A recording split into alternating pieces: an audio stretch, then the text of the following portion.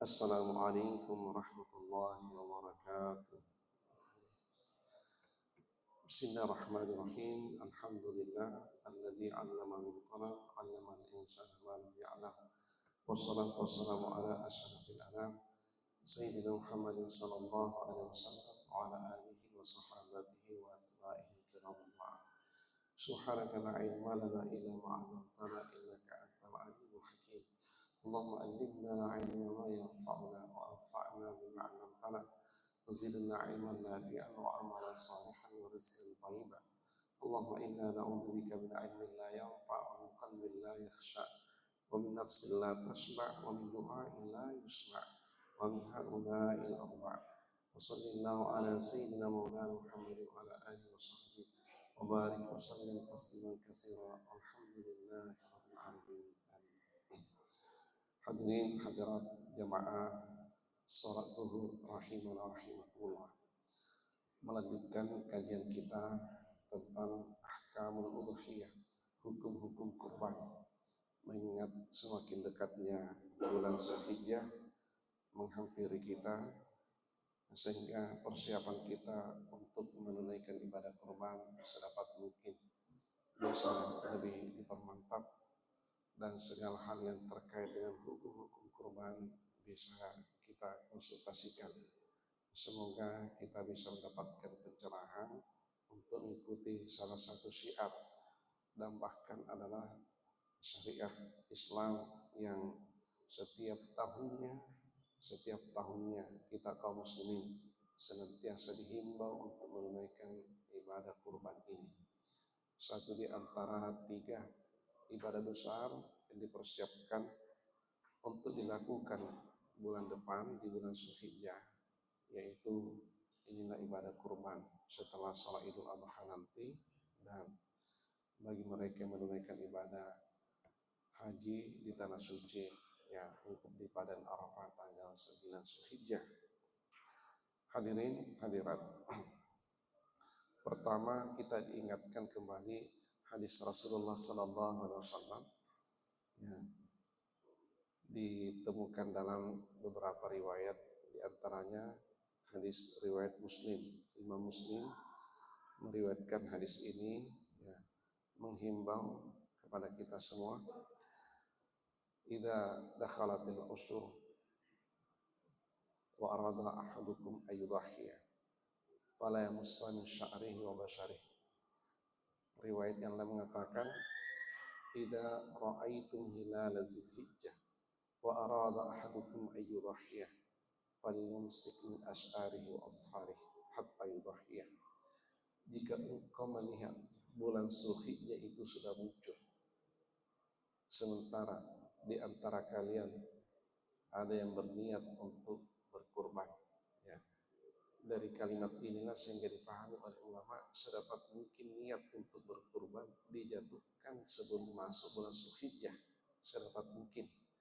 Ya, bukan berarti ini suatu keharusan, tapi sesuatu yang dianjurkan. Ya, kenapa? Oleh karena ketika muncul bulan Zulhijjah sudah ada hukum yang jatuh, sudah ada hukum yang semestinya berlaku. Jadi niatnya itu dijatuhkan sebelum muncul bulan Zulhijjah. Ya, apa sunnah yang dianjurkan? Rasul mengatakan, maka janganlah ia mencukur bulu-bulunya ataukah menggunting kuku-kukunya. Ya, jadi 2 hal ini dihindari.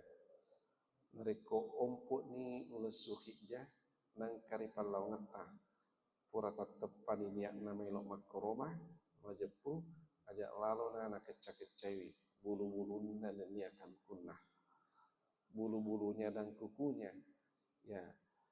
Nah, ini kita sudah berada di tanggal 25 di Zulqa'dah, jadi 5 atau 4 hari lagi ya, waktu kita yang terbaik untuk menjatuhkan niat ya.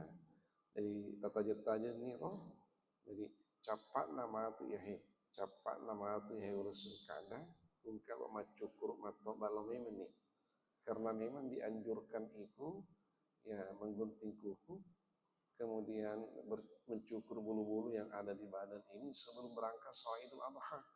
Bedanya Idul Fitri dengan Idul Kurban, karena Idul Kurban ini, Idul Adha ini ada kurbannya. Nah, bagi orang yang sudah menjatuhkan niat, maka sedapat mungkin sunnah ini dilakukan pada akhir bulan Zulqa'dah. Yunai paling rangkidi di 4 hari ke depan lebih menikmat cukur. Ya. Apa yang mesti atau yang pantas untuk dilakukan, ya ini persiapan untuk menyambut sholat Idul Adha. Ya, Rasulullah menganjurkan sebelum kita melakukan ya 4 perkara ini, maka sedapat mungkin ada 5 sunnah yang jangan kita lewatkan. 4 perkara dimaksud sebelum berangkat menunaikan sholat Jumat, sebelum menjatuhkan niat ihram haji atau ihram umrah, kemudian sebelum berangkat menunaikan sholat Id, Idul Adha atau Idul Fitri, yang keempat sebelum ya berakad nikah sepasang suami istri. Ya. Apa titipannya Rasulullah? Khamsun minal fitrah. Ada 5 perkakas yang mesti dibereskan di dalam tubuh kita. Maksudnya diperhatikan, jangan sampai tidak diperhatikan. Ya, kalau ki jampa-jampani ajak lawan nadik tajampani ya 5 he. Patur-paturan Nabi tak sebelum terjadi 4 tadi itu. Ya, salah satunya sebelum berangkat menunaikan sholat Idul Adha. Ya, khusus syarib, ya, kumis dipangkas, ya, dicukur ibu lusumitah, ya, dek tolak kada kelui maka dan cukur. Kemudian yang kedua wanatful ibti, ya bulu-bulu ketiak itu dicabut bulu-bulu ketiak. Nah, yang ketiga halqul anah awil istihdad, bulu-bulu nakatawangi. Yang ketiga taklimul atwafir, ditompaikan kue. Yang keempat, ini halqul ana awil istihdad, bulu-bulu nakatawangi dicukur habis, ikelui bulu-bulu nakatawangi. Ini dicukur ikelui metehat. Yang kelima al-khitan. Nah, ini bagi anak-anak yang belum dikhitan, sedapat mungkin dikhitan dulu. Nah, ini yang 5 ini. Nah, kita terkendala menunaikan yang 5 ini. Sunnah ini nanti tabrakan bagi orang yang sudah meniatkan untuk berkurban. Ya, justru ini dilarang. Ya, dilarang oleh Rasulullah kalau ada niatnya untuk berkurban. Sementara di hadis yang lain dianjurkan sebelum berangkat salat sunnah Idul Adha. Nah, jadi bagaimana supaya kedua sunnah ini bisa kita taati, ya kita bisa penuhi, ya lakukanlah sunnah. Nah, yang kedua ini di akhir bulan Zulqa'dah. Jadi tepek me meni bulu sumita, tokbak me meni kanukutta, cabuk me meni bulu-bulu nakatiata, makuto paru keluk me meni bulu-bulu nakatawata, ya anak tak yang kena balik gede para sunnah me meni. Ya, sebelum berakhir bulan Zulqa'dah bagi orang yang ada niatnya untuk berkurban. Hadirat.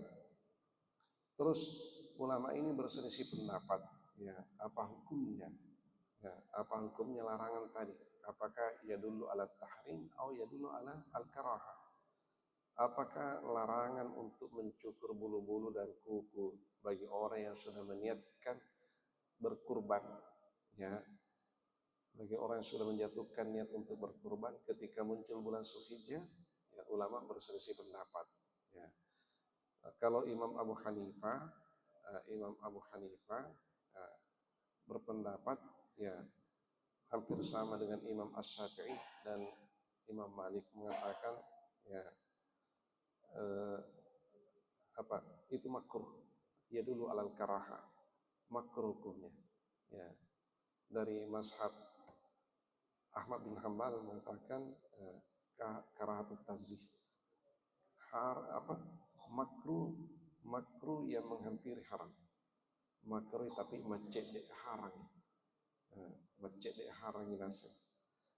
Kalau jumhur ulama mengatakan itu hanya makruh. Artinya nariko engka to elok makroba na ompo ni ulas suhija napa to siha lomat cukur lomat toba magani makdo di buah dek mina suku apalahna ya karena tidak sempurna menunaikan sunnah, ada sunnah yang lepas ya ibarat ibarat gaga makna cipe ya dek suku. Nah, itulah sehingga kita diingatkan semoga pahala yang sempurna itu bisa kita dapatkan. Jadi narikub me buki amala silampe urulep pada cengi pasuku me menia kesinah nasaba ini utama tu purioi uru paisuri mungkin Allah Taala. Hadirin, ini yang pertama. Terus yang kedua, ya kita menjawab pertanyaan ya, yang mengatakan bahwa kalau kita berkurban, madecin di pahan nero, makna kusik di bembe, ya satu keluarga bisa mengikutkan anggota keluarganya. Tu sikaju sapi, wedding, itu kepala keluarga masing-masing kepala keluarga boleh mengikutkan anggota keluarganya. Bahkan hadis riwayat Ibnu Abbas, hadisnya sahih yang diriwayatkan oleh Abdul Razak ya, onta itu bisa sampai 10 kepala keluarga masing-masing boleh mengikutkan anggota keluarganya. Ini kami dapatkan satu hadis yang bersumber dari Ibnu Abbas ya, ketika beliau melakukan safar bersama dengan Rasulullah dalam perjalanan itu tiba salat Idul Adha. Lalu ya mereka berkurban ya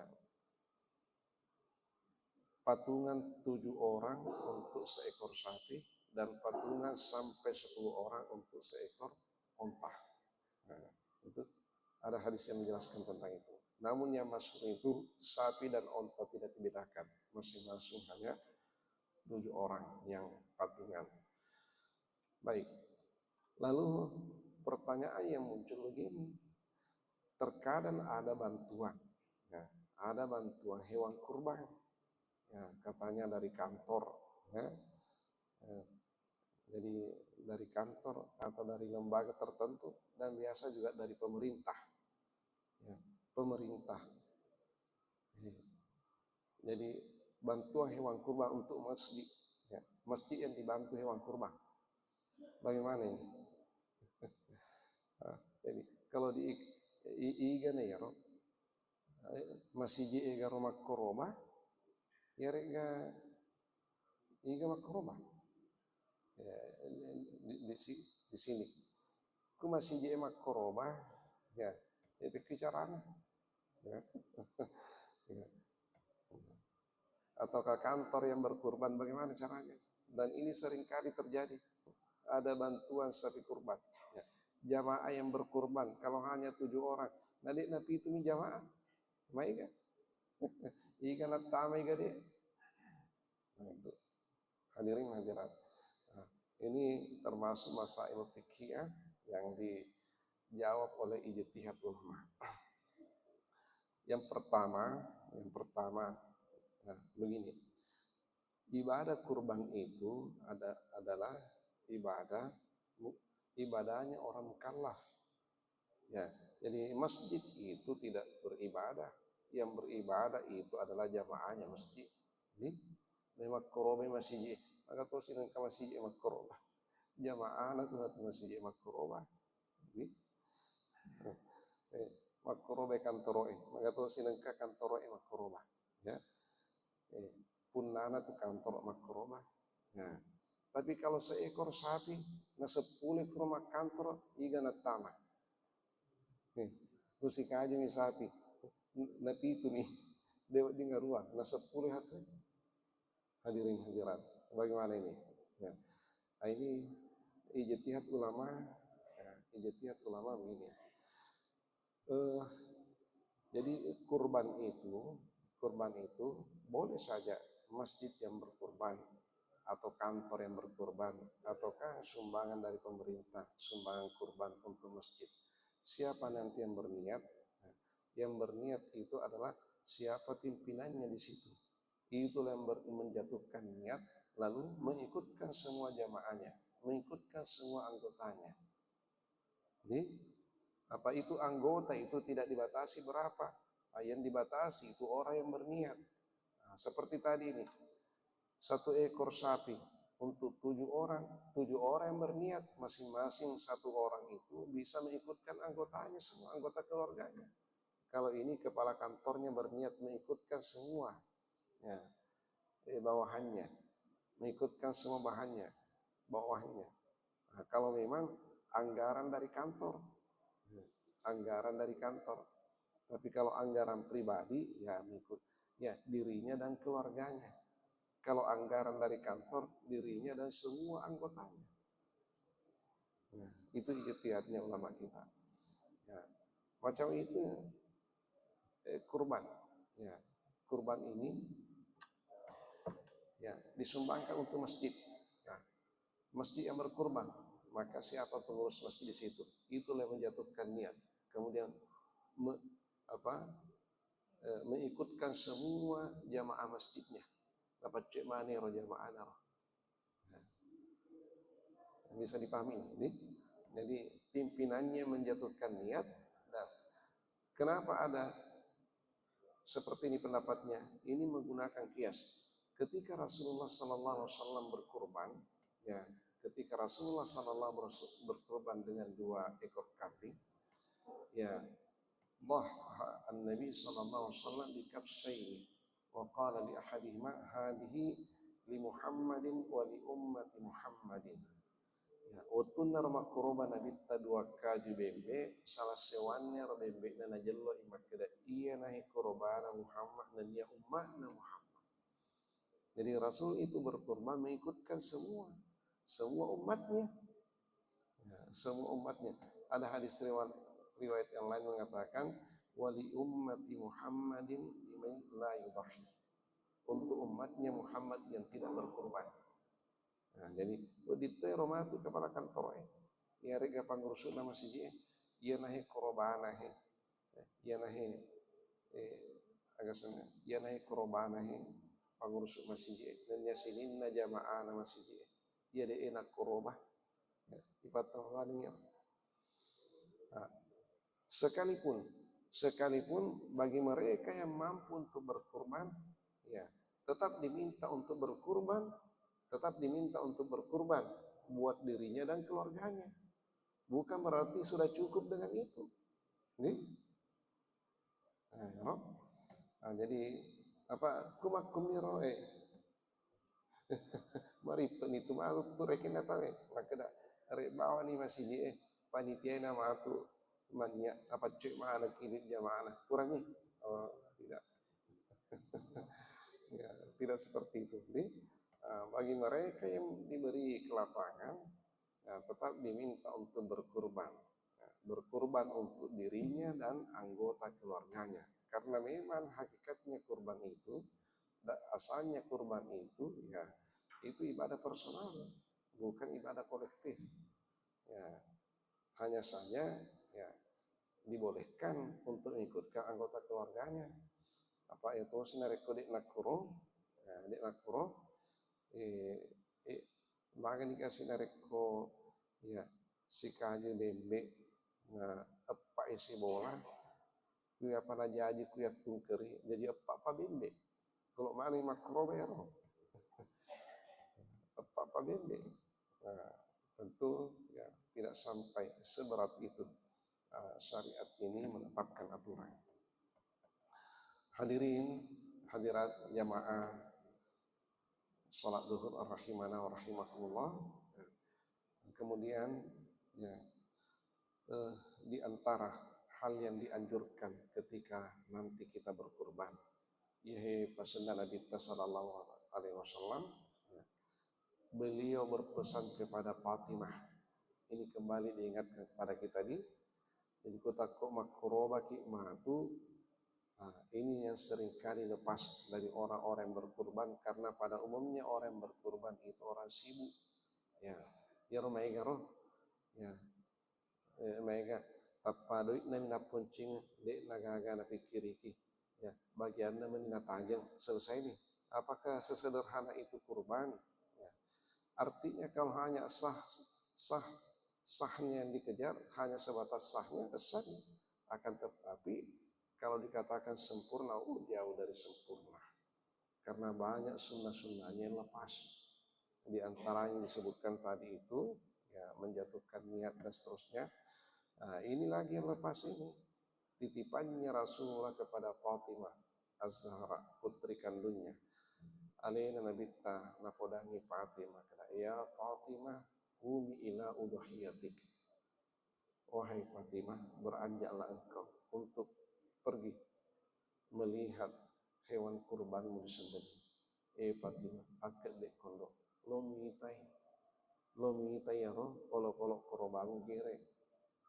Fashhadiha, maka Nabi tak saksikanlah.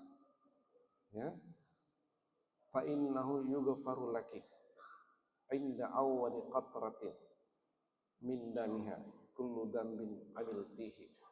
Oleh karena dosa-dosamu akan diampuni oleh Allah sejak tetesan darah yang pertama dari hewan kurban yang disembelih. Mapa mulai tetik nai rodarana kalau igere mau kurban ngadam dosamu pengelatan hingga akhir tetesan darah.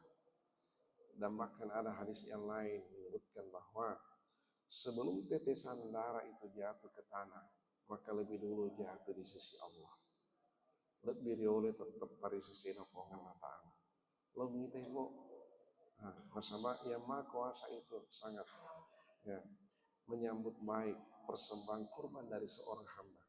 Lalu kenapa hamba ini sepertinya tidak sepenuh hati mempersembahkan hewan kurbannya? Nah, ditandai dengan tidak hadirnya. Nah, jadi makin Nabi tak minta. Nah, kemudian ada doa diajarkan oleh Rasul. Nah, summa kuli, kenapa muqada makna inna salati wa nusuki. Riwayat yang lain, inni wajjahtu wajhiya lilladzi fataras samawati wal arda hanifan wa ma ana minal musyrikin. Inna salati wa nusuki wa mahyaya wa mamati lillahi rabbil alamin. Inna salati, sesungguhnya salatku, wa nusuki, dan hewan kurbanku. Jadi ulama menerjemahkan di situ wa nusuki, persembahan kurbanku. Nah, inna salati wa nusuki. Kenapa di sini salat dengan nusuk? Nah, sebab makanya Allah Ta'ala fasalli li rabbika wanhar. Fasalli li rabbika wanhar, laksanakan salat dan berkurbanlah. Ya, jadi ketika kita berkurban, kita datang menyampaikan pernyataan kepada Yang Maha Kuasa, inna salati, sesungguhnya salatku, wa nusuki, dan kurbanku, wa mahyaya wa mamati, hidup dan matiku, lillahi rabbil alamin, ya, itu untuk Tuhan sekalian alam. Majapunna sampajaku yai makuto pakorbaku tuoku mateku apunanna Allah Ta'ala puanna sinin alamin. Nah, kita data itu. Kenapa? Pada saat hewan kurban atau pada saat kita menjatuhkan niat, nah, terutama sekali ketika kurban itu sudah jelang disembelih, agar baca Nabi tak hadihi minka walaka, ya Allah, ini karunia yang datangnya dari Engkau, kini aku kembalikan kepadamu. Fataqabbal minni kama taqabbalta min Ibrahim khalilika, maka terimalah persembahan kurbanku ini seperti engkau menerima persembahan kurbannya Nabi Ibrahim kekasih. Ipuang iya kasih Pak Bereta iya makukuanya upalisu teman itu. Terima puang. Terima ni kasih kurbaku pada lebat tu abati tak terima kurbana Nabi Ibrahim. Idul Rahimah selampah. Itu. Nah, jadi kita serahkan kepada Allah. Nah, memang sebaiknya kita datang menyaksikan itu. Nah, disitulah kita berdiri di belakangnya hewan kurban menghadap ke kiblat. Ketika disembelih kita berdoa, semoga dosa-dosa kita diampuni. Ya, sejak tetesan awal darah hewan kurban itu jatuh sampai tetesan akhir, kita tidak bisa menghitung banyaknya. Seperti kita tidak bisa menghitung banyaknya dosa kita. Banyaknya tetesan darah tidak bisa kita hitung. Sebagaimana banyaknya dosa kita tidak bisa juga kita hitung. Nah, kemudian semoga kita juga mendapatkan pahala dari hewan kurban yang kita sembelih sejumlah helai bulu-bulunya yang halus itu. Fasawf, ya, bikulli sya'ratin nasawf, setiap bulu-bulunya yang halus itu, yang lembut itu, bukan rambutnya yang lebat yang tebal itu, tapi bulu-bulunya yang halus itu. Setiap bulu-bulunya yang lembut itu satu kebaikan. Ya, manja abil hasanati falahu asyru amsalha, yang satu itu dilipat gandakan jadi 10. Betapa banyaknya tidak mampu kita menghitung-hitungnya. Kenapa? Itu tanda bahwa manusia tidak akan ada batasnya yang namanya kebaikan. Kude cing ibicara ini jaga pak gangkana cina tak di penuh. Nah, inilah hewan kurban ini, mesin pencetak amal sekaligus mesin pencuci dosa. Ya. Lalu kita lagi berkurban, ya Allah, semoga hikmah kurban ini, sifat-sifat binatang yang ada di dalam diriku bisa hilang seiring dengan hilangnya nyawa hewan kurban. Di antara hikmah kenapa kita diminta untuk berkurban, igere iro ampiolo kolota. Ya, sifat-sifat binatang, karakter binatang, tabiat binatang yang ada di dalam jiwa kita, yang menghancurkan martabat kita, itulah hakikatnya mau disembelih. Karena itu yang merusak kita. Ya ratu ampiolo kolota solaya ki. Apa egana tahu, tapana tahu, tapi ampena kolo tapana mi tahu, ampena kolo masih pak kolo sifat nabi toma, tapi dari kotolino masih kolo warnia tuh makin ya majapin kolo ini majapin kolo dari ko engka bembe tama kidarta, engka bembe tama kidarta nandri mandi kita mager bembe. Tapi dari kupunana bembe tama kidarta na cepu mandi kita mager. Wah, kira-kira mana yang kesannya lebih bejat, lebih buruk. Makanya ia naruh ampi makwat termelu igere. Nah, isuro ki makroba gere mbok ampi olok-olok mu aja nasau nariko nasau ku ampi olok-olok mu hancur martabatmu sebagai seorang manusia. Hadirin yang saya selok yala asy paringarangi. Semoga persiapan kita untuk menyambut ya, ibadah kurban ini ya, semakin mantap. Ya. Hal-hal yang perlu untuk ditanyakan masih punya waktu untuk kita tanyakan. Baik, angkat paku tangan. Oke, itu agak sapu nih kapal paku tangan tadi. Mari kita tutup dengan doa. Bismillahirrahmanirrahim. Alhamdulillahirabbil alamin. Wassallallahu ala sayyidina Muhammad wa ala alihi wasallam ajma'in. Allahumma nawwir qulubana jami'an bi nuril ilmi wa bi nuril hikmah wa bi nuril hidayah kama nawwarta as-samawati wal ardi bi nuri syamsik. Subhanakallahumma wa bihamdika nashhadu an la ilaha illa anta nastaghfiruka wa natubu ilaik. Subhana rabbika rabbil izzati amma yasifun wa salamun alal mursalin walhamdulillahi rabbil alamin. وما توفيقي إلا بالله عليه توكلت عليه وبالله التوفيق ودعوة الإرشاد. السلام عليكم ورحمة الله وبركاته.